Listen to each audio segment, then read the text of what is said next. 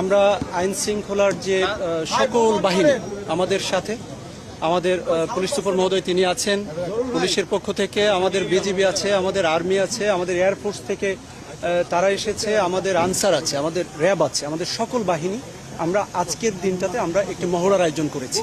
এবং এটি কেন করছি? এটা করছি 12 তারিখে যে আমাদের গণভোট এবং যে সংসদীয় যে নির্বাচন, সেই নির্বাচনে সর্বোচ্চ নিরাপত্তা কিভাবে কুষ্টিয়াবাসীর জন্য আমরা সৃষ্টি করতে পারি, আমরা এটা নিশ্চিত করতে পারি, তার জন্য আমাদের এই মহড়া আজকে চলবে। এবং আজকের পর থেকে ইনশাআল্লাহ আমরা নিরাপত্তার চাদরে একেবারে লিটারেলি আমরা ঢেকে ফেলব, যাতে সাধারণ মানুষ কোনো ধরনের ভয় ছাড়া নির্বিঘ্নে ভোটের সেন্টারে আসতে পারে, তারা ভোট দিতে পারে। যে কোনো দুষ্কৃতিকারী হোক যারা ভোটে বাধা দিবে, আমরা তাদের বিরুদ্ধে সর্বোচ্চ আইনানুগ ব্যবস্থা অবশ্যই নিব। এবং এ পর্যন্ত আমার কথা ছিল। Thank you very much. লিখিত অভিযোগ আমরা এখনো পাইনি, তবে আপনার কাছে আমরা জানলাম লিখিত অভিযোগ যদি আসে অবশ্যই আমরা আইনানুগ যে ব্যবস্থা সেটি আমরা নিতে পারবো এবং আপনি সেটা জানতে পারবেন। Thank you. আমাদের এ পর্যন্ত আমাদের 125টির মতো আমরা ঝুঁকিপূর্ণ কেন্দ্র আমাদের একটা পর্যায় থেকে আমরা পেয়েছি। এছাড়াও আরও ঝুঁকিপূর্ণ কেন্দ্র হতে পারে এবং প্রত্যেকটি ঝুঁকিপূর্ণ কেন্দ্রের ক্ষেত্রে আপনারা জানেন যে সিসিটিভির ব্যবস্থা রয়েছে, আমাদের সেখানে সেই ক্যামেরা রয়েছে, যেমন আমাদের পুলিশের পক্ষ থেকে বডি অন ক্যামেরা রয়েছে। আমরা প্রত্যেকটি বিষয় ইনশাল্লাহ অ্যাটেন্ড করতে পারবো, কোনো সমস্যা সৃষ্টি করতে পারবে না। যে আমাদের আমি যদি আমাদের এখান থেকেই শুরু করি, যে আমাদের প্রত্যেকটি আসনে আমাদের এক্সিকিউটিভ ম্যাজিস্ট্রেট রয়েছে।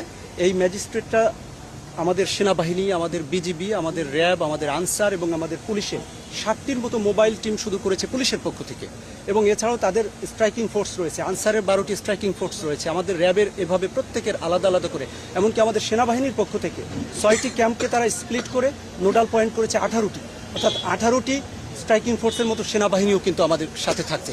সুতরাং মানুষের যদি কোনো সমস্যা হয়, সে প্রত্যেকটি সমস্যা আমরা অ্যাটেন্ড করতে পারবো বলে আমরা বিশ্বাস করি এবং এটাই ঘটবে ইনশাআল্লাহ। আমরা অবশ্যই প্রত্যেকটি সমস্যা আমরা ফেস করতে পারবো। আমাদের অন্তত উদাহরণ দিয়ে বলি যে আমাদের চরসাদিপুর রয়েছে, সেখানে আমাদের সেনাবাহিনীর একটি টিম সার্বক্ষণিক ওখানে ডিপ্লয়েড থাকবে।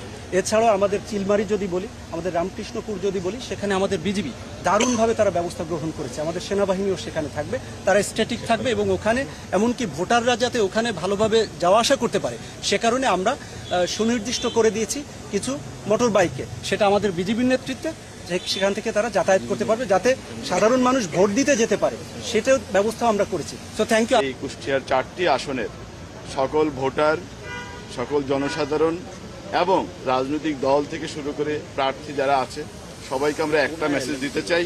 আজকে আপনারা যে আয়োজনটি দেখছেন, এই আয়োজনটি একই সময়ে আমাদের অন্যান্য উপজেলা পর্যায়ে 6টি উপজেলা থেকেও একইভাবে আমাদের শুরু হবে।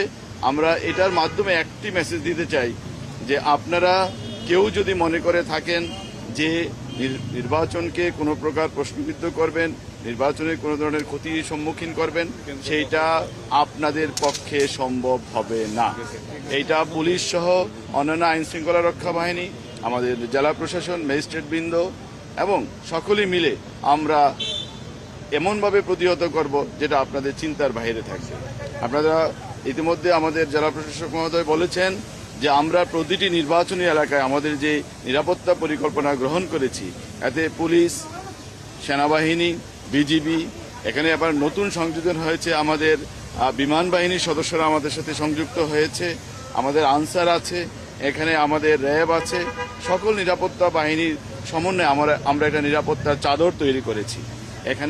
এখান দিয়ে কেউ যদি কোনো অপকর্ম করার পরিকল্পনা করে বা চেষ্টা করে, সেটা আমি বলবো যে তাদের এই চিন্তা কখনো সফল হবে না, চেষ্টা সফল হবে না।